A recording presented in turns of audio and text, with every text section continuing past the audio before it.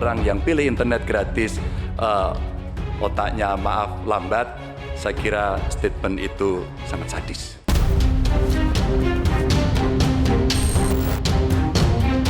Kalau internet gratis, ya saya setuju, tapi jangan internet gratis lebih dipentingkan daripada makan gratis.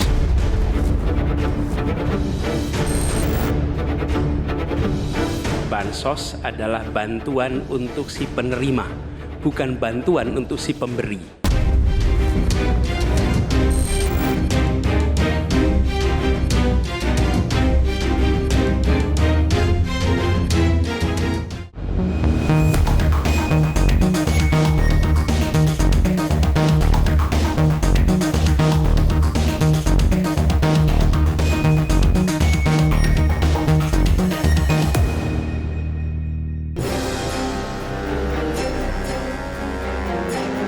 Debat kelima Pilpres 2024 sukses digelar di Jakarta Convention Center Senayan pada Minggu 4 Februari lalu. Debat dengan tema kesejahteraan sosial, kebudayaan, pendidikan, teknologi informasi, kesehatan, ketenagakerjaan, sumber daya manusia, dan inklusi tersebut menjadi debat terakhir pada Capres untuk saling adu gagasan sebelum pemungutan suara pada 14 Februari mendatang. Tak seperti debat-debat sebelumnya yang berlangsung panas, debat kelima ini justru datar dan anti klimaks.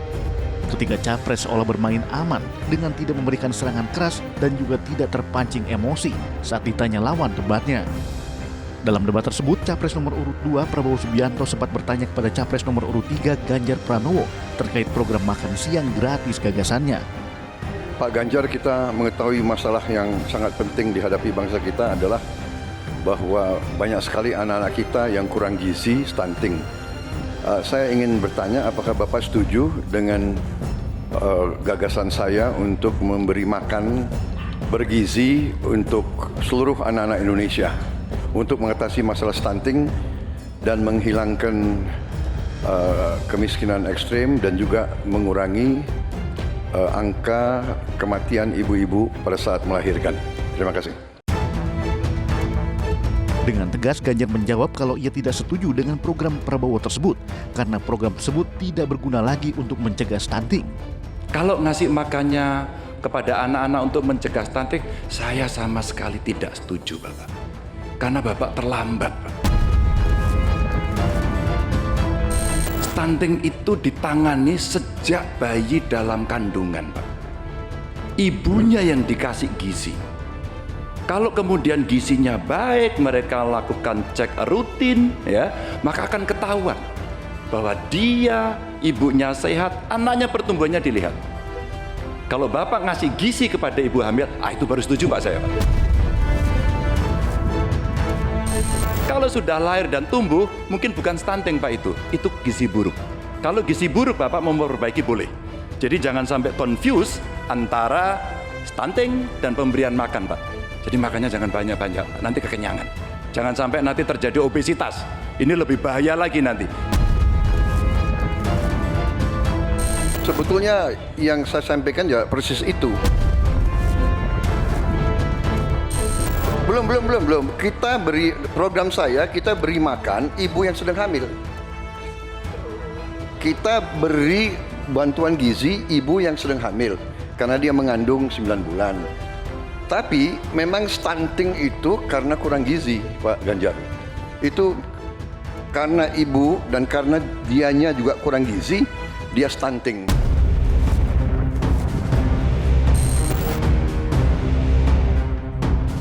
Jawaban Prabowo pun menjadi celah bagi Ganjar untuk mengkoreksi kebijakan Prabowo.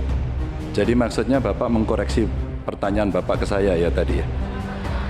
Tidak, Pak. Oh tidak? Oke. Bapak setuju atau tidak dengan Pak Prabowo, makan siang? mohon ditahan. Saya izinkan kok Berbicara Bapak, di waktunya biar kita saja nanti. berdebat. Karena beliau tidak mengoreksi, saya ingatkan aja pertanyaannya. Bapak mau kasih makan untuk mencegah stunting buat anak-anak. Terlambat Pak itu.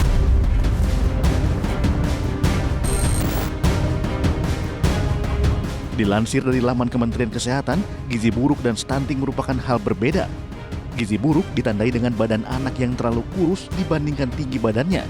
Sedangkan stunting ditandai dengan tinggi badan anak yang lebih pendek dari standar usianya. Gizi buruk biasanya terjadi saat anak telah dilahirkan. Sementara stunting merupakan permasalahan gizi kronis yang disebabkan kurangnya asupan gizi dalam rentang waktu lama. Stunting terjadi mulai dari dalam kandungan dan baru terlihat ketika anak sudah menginjak usia 2 tahun. Penyebab gizi buruk diantaranya ketidakcukupan makanan atau tidak mendapatkan asupan makanan yang cukup baik kuantitas ataupun kualitas. Infeksi berulang, ketidakcukupan air bersih dan sanitasi, kurangnya pengetahuan tentang gizi dan faktor sosial ekonomi seperti kemiskinan.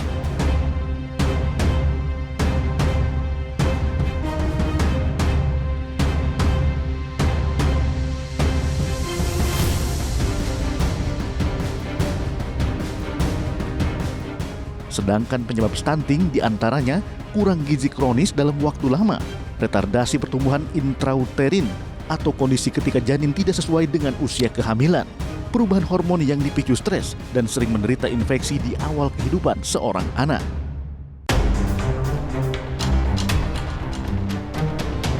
Tak hanya soal program makan siang gratis, dalam debat kelima, program internet gratis Ganjar Mahfud juga turut menjadi perdebatan. Dalam debat, Ganjar menyinggung soal pernyataan Prabowo saat berkampanye di Pontianak, Kalimantan Barat yang menyebut orang yang ingin internet gratis otaknya lambat. Pak Prabowo, saya punya program internet gratis untuk sekolahan, untuk UMKM. Tapi ada yang menarik Pak, di Pontianak pada tanggal 20 Januari Bapak menyampaikan bahwa orang yang menginginkan internet gratis itu, maaf ini Pak, otaknya lambat. Padahal biasanya mereka otaknya cemerlang gitu. Di sisi lain, ketika Bapak menyampaikan itu, Cawapres Bapak bicara IoT, hilirisasi digital, dan banyak program yang sebenarnya berbau digital. Padahal Pak, dengan internet gratis dan coveragenya bagus, ini bisa mengatasi kesenjangan. Data pendidikan, kesehatan, kemiskinan, hampir semuanya ada. Mungkin tidak lengkap yang Bapak dengar ucapan saya. Yang saya katakan adalah yang mana yang lebih penting, internet gratis atau makan gratis untuk orang yang sedang susah, untuk orang miskin, untuk orang kalangan bawah. Kalau internet gratis, ya saya setuju, tapi jangan internet gratis lebih dipentingkan daripada makan gratis. Makan ini mutlak untuk rakyat kita. Mereka harus makan, anak-anak harus makan, orang miskin harus makan. Itu maksud saya. Kalau internet gratis bagus untuk ketimpangan digital dan sebagainya.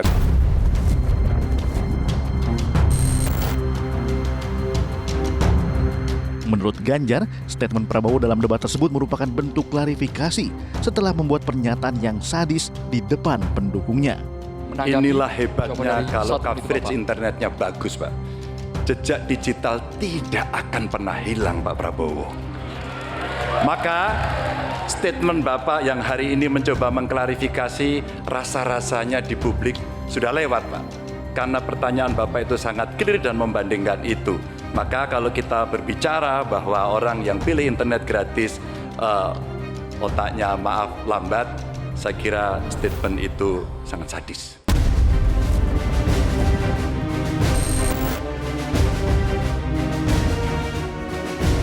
Sebelumnya pada 20 Januari 2024, Prabowo sempat menyindir program internet gratis milik Ganjar Mahfud di hadapan simpatisannya saat menghadiri acara konsolidasi dan silaturahmi relawan Kalimantan Maju untuk Ibu Kota Nusantara di Pontianak, Kalimantan Barat. Karena ada yang mengatakan tidak penting untuk makan siang untuk anak-anak. Katanya lebih penting internet. Saya tanya kepada rakyat, lebih penting makan atau internet?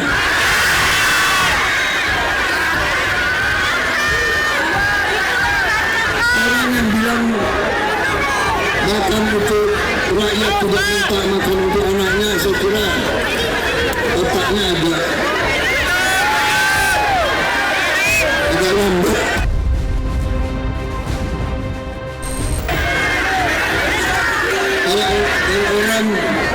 Kalau orang otaknya gak jalan, ya jangan jadi pemimpin. hanya beradu gagasan, dalam debat kelima, polemik bansos yang ditunggangi untuk kepentingan politik juga dibahas. Seperti apa? Selengkapnya di iNews File sesaat lagi.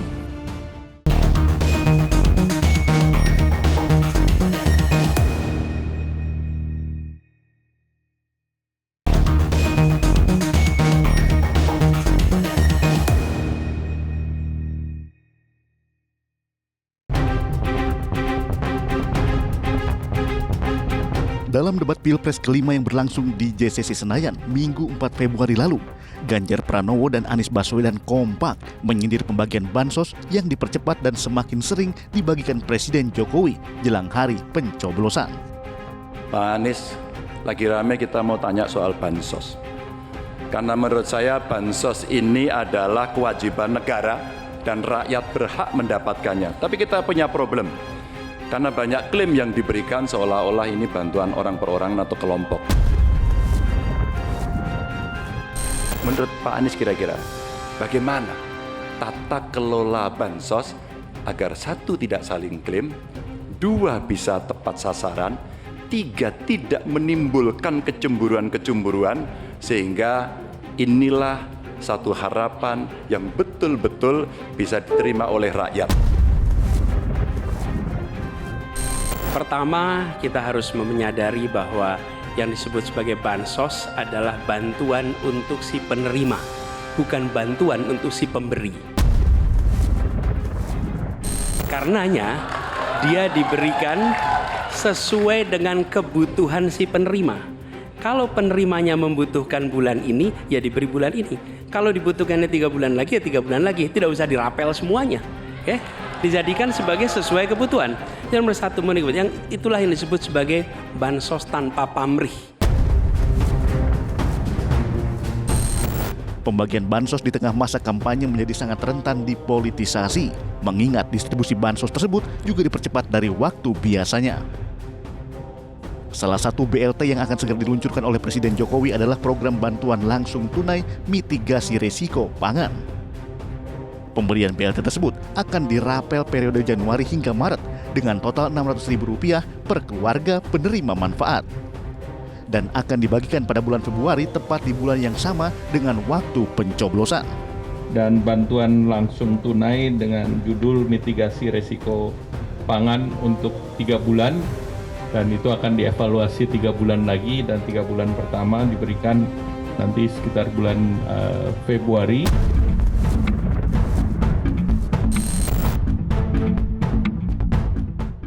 Berdasarkan data Kementerian Keuangan, anggaran bansos pada tahun 2024 naik menjadi 496 triliun. Anggaran tersebut bahkan jauh lebih besar jika dibandingkan anggaran bansos saat pandemi COVID-19 pada tahun 2021 dan 2022 yang hanya sebesar 468 triliun rupiah untuk 2021 dan 460 triliun rupiah untuk 2022.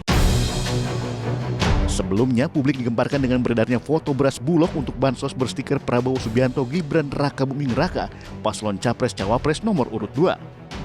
Foto tersebut diposting di media sosial X oleh akun @miduk17 atau John Sitorus pada 24 Januari 2024 lalu. Penyaluran bansos yang jor-joran jelang pemilu oleh Presiden Jokowi seolah menjadi indikasi kuat adanya politisasi bansos guna menarik suara rakyat untuk mau memilih salah satu paslon Capres-Cawapres. Dalam debat kelima, pendidikan menjadi salah satu tema yang dibahas. Anies Baswedan menyoroti perguruan tinggi yang menyarankan mahasiswanya menggunakan pinjaman online atau pinjol untuk membayar biaya kuliah. Pak Ganjar, ini pertanyaan saya terkait UKT yang mahal itu. Kampus memang seharusnya merdeka dan memerdekakan. Nah, belakangan kita mendengar fenomena ini. Bahkan ada yang kesulitan membayar UKT sampai harus malah dianjurkan untuk menyelesaikan lewat pinjol. Nah, bagaimana pendapat dan pandangan Pak Ganjar melihat problem pendidikan tinggi di Indonesia ini? Kenapa Ganjar Mahfud punya program satu keluarga miskin, satu sarjana agar mereka tidak direpotkan pada persoalan ini? Dan Pak Anies tadi betul, ikhtiar para mahasiswa hari ini agar dia tetap bisa sekolah adalah ngutang. Dan pinjol ternyata menjadi problem. Dan saya sepakat, kami diskusi beberapa waktu lalu dengan para mahasiswa di Jogja, ini menjadi cerita utama. Pasangan Capres-Cawapres telah selesai mengikuti rangkaian debat Pilpres 2024 yang digelar oleh KPU sebanyak 5 kali. Di akhir debat, para capres diberikan kesempatan untuk pernyataan penutup atau closing statement dengan didampingi para cawapres. Pesan yang kami bawa adalah pesan negara yang menyayangi, negara yang welas asih, dan negara yang membereskan soal ketimpangan. Negara yang membereskan soal ketidakadilan, membesarkan yang kecil tanpa mengecilkan yang besar, menguatkan yang lemah tanpa melemahkan yang kuat. Mari Katong lakukan perubahan.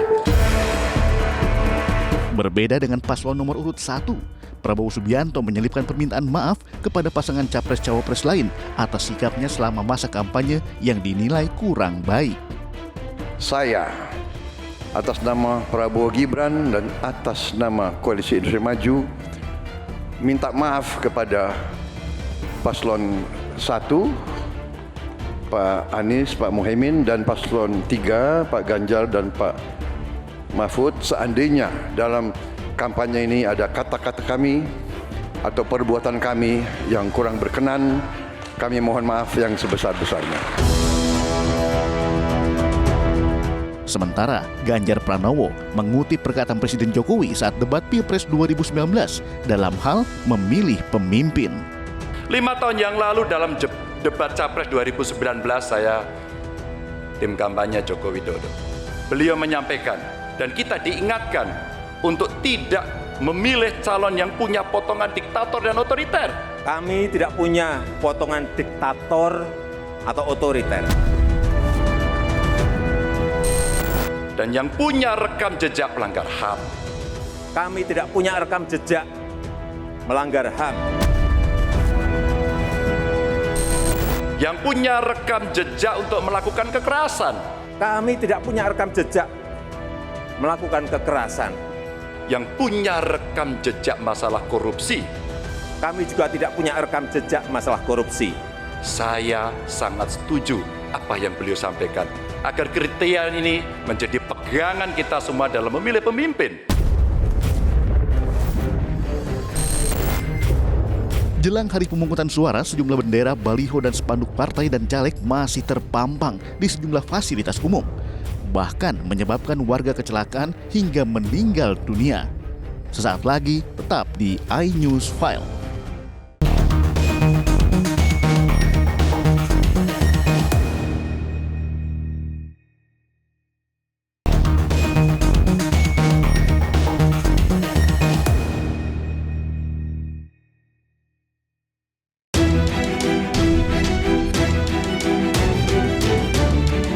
Jelang hari pencoblosan, rangkaian kampanye pemilu 2024 akan memasuki masa tenang pada 11 hingga 13 Februari besok. Di masa tenang, para peserta pemilu tidak lagi diperbolehkan berkampanye. Sejumlah bendera partai, baliho, hingga alat peraga kampanye yang berseliweran di jalan pun harus dicopot. Terhitung sejak masa kampanye dimulai pada 28 November 2023 lalu, bendera partai politik, spanduk, wajah paslon Capres-Cawapres, serta para caleg bertebaran di setiap sudut kota. Tak jarang, alat peraga kampanye dipasang secara serampangan di tempat-tempat yang tidak seharusnya, seperti trotoar jalan, sehingga menghalangi dan membahayakan pengguna jalan.